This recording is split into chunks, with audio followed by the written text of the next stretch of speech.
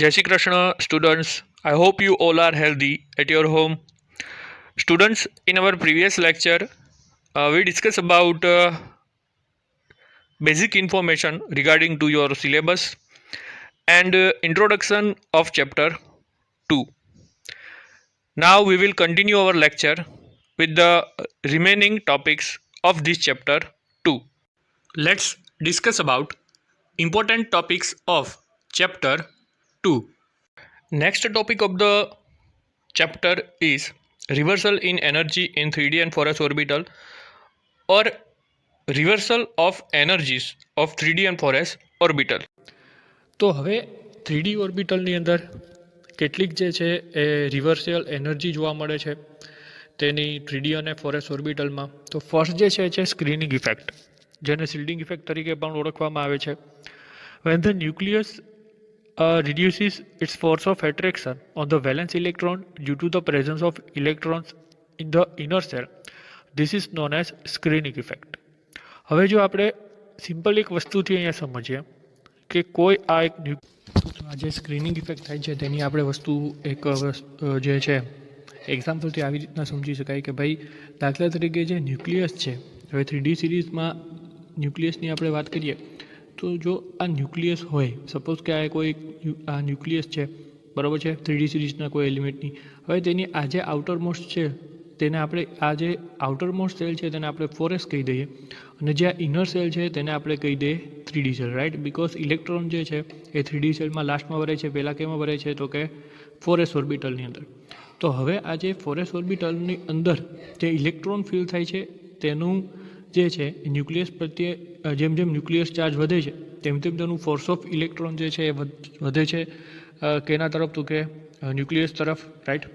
હવે થાય છે એવું કે અહીંયા જે છે જેમ જેમ 3D સિરીઝની અંદર, રાઈટ, આ 3D ઓર્બિટલ છે તેમાં જેવી રીતે ઇલેક્ટ્રોન એડ થતા જાય છે તેમ તેમ તે શું કરે છે તો કે આ જે 4s ઓર્બિટલના ઇલેક્ટ્રોન છે તેની વચ્ચે અને 3D ઓર્બિટલના ઇલેક્ટ્રોન વચ્ચે શું થાય છે તો કે રિપલ્સન થાય છે.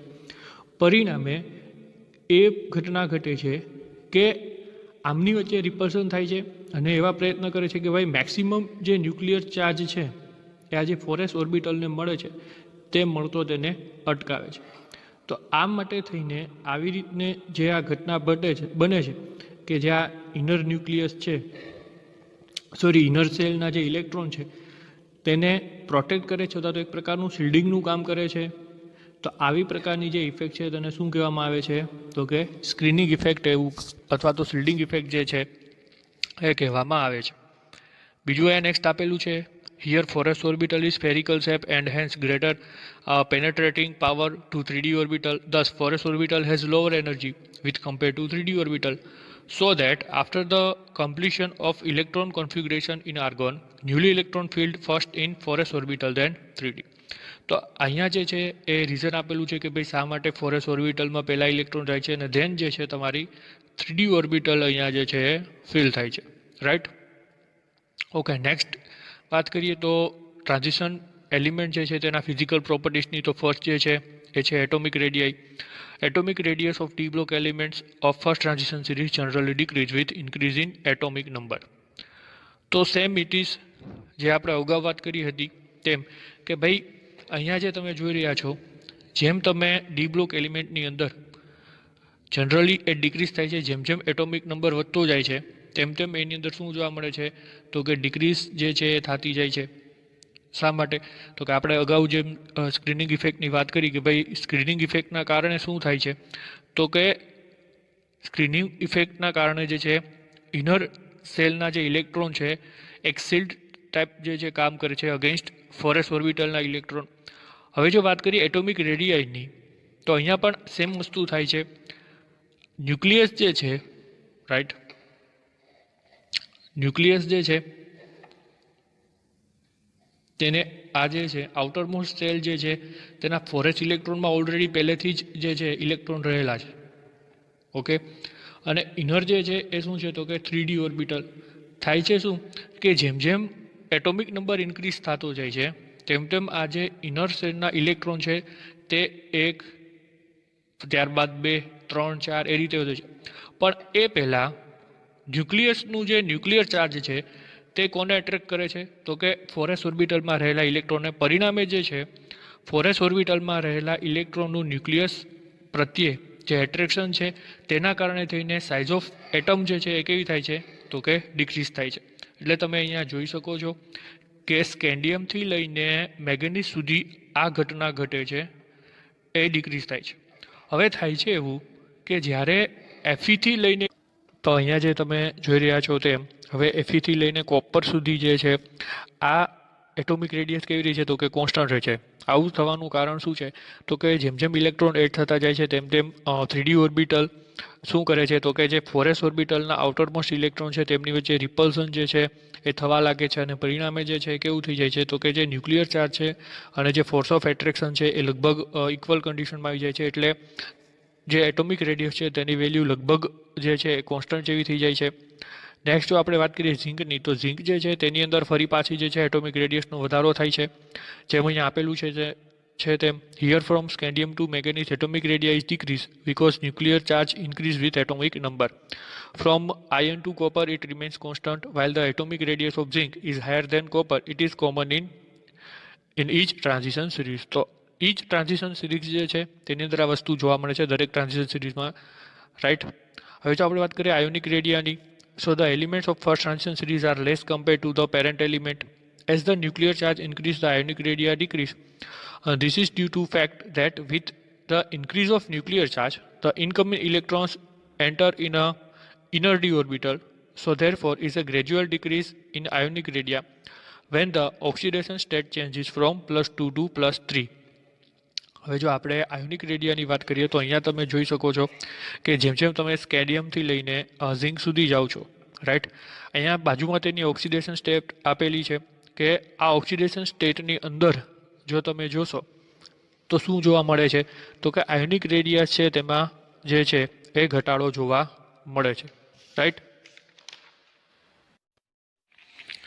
આયોનાઇઝેશન પોટેન્શિયલ અથવા તો આયોનાઇઝેશન એનર્જી ની આપણે વાત કરીએ ડી બ્લોક એલિમેન્ટમાં, તો the ionic potential of the D block element of first transition series have been intermediate between S and P block elements. તો આયોનિક પોટેન્શિયલ જે છે એ ડી બ્લોક એલિમેન્ટનું જે ફર્સ્ટ ટ્રાન્ઝિશન સિરીઝ છે તેમનું કેના વચ્ચે હોય જોવા મળે છે? તો કે કેમની વચ્ચે? તો કે એસ અને પી બ્લોક એલિમેન્ટની વચ્ચે જે છે ઇન્ટરમીડિયેટ જે છે એ આવેલું છે. એનો મતલબ એવો થાય છે કે તે જે છે એસ બ્લોકના એલિમેન્ટ કરતાં કેવા છે? તો કે less electropositive. The ionic potential of the d block element of first transition element of first transition series generally increase with atomic number. હવે જે ફર્સ્ટ ટ્રાન્ઝિશન સિરીઝ છે તેની અંદર જે છે આયોનિક પોટેન્શિયલ જે છે એ કેવું થાય છે? તો કે જેમ જેમ એટોમિક નંબર વધે છે તેમ તેમ તેમાં જે છે એ વધારો જોવા મળે છે.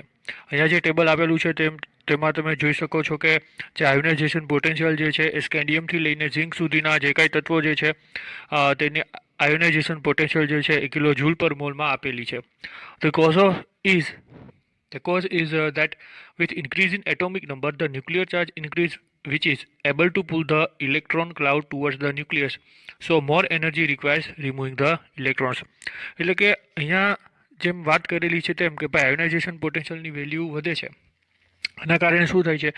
તો કે જે એટોમિક નંબર જેમ જેમ વધે છે તેમ તેમ ન્યુક્લિયર ચાર્જ પણ વધે છે, અને આના પરિણામે જે છે એ શું કરે છે? તો કે ઇલેક્ટ્રોન ક્લાઉડ જે છે તેને પોતાનું ન્યુક્લિયસ છે એ પોતાની તરફ એટ્રેક્ટ કરે છે, અને આના પરિણામે જે છે એ મોર એનર્જી જે છે તેની જરૂર પડે છે to removing the electron. Ionic potential of the elements from scandium to chromium and from iron to copper are very close to one another.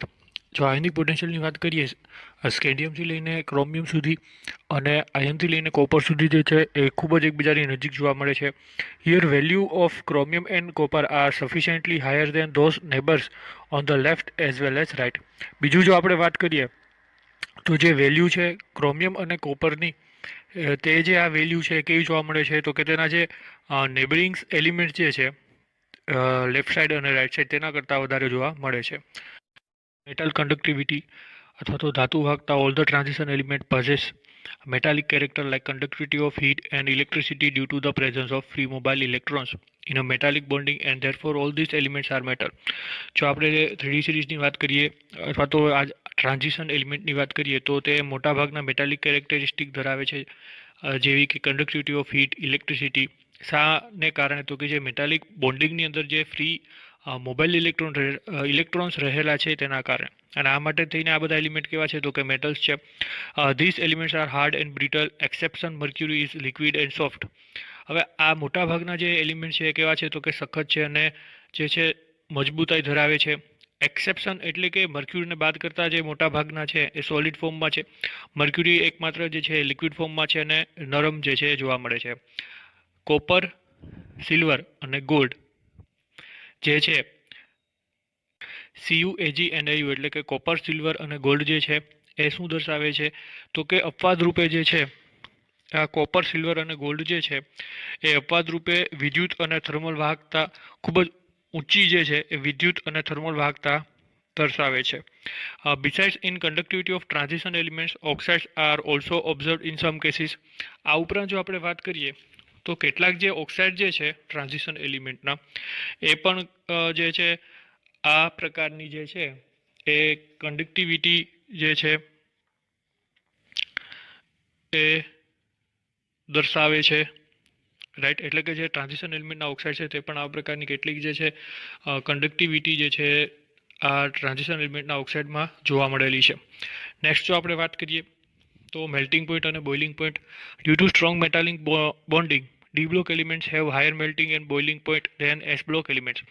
તો સ્ટ્રોંગ મેટાલિક બોન્ડિંગના કારણે જે છે એ ડી બ્લોકના એલિમેન્ટ વધારે જે છે એ મેલ્ટિંગ પોઈન્ટ અને બોઇલિંગ પોઈન્ટ દર્શાવે છે કે એના કમ્પેરિઝનમાં? તો કે એસ બ્લોકના એલિમેન્ટની કમ્પેરિઝનમાં.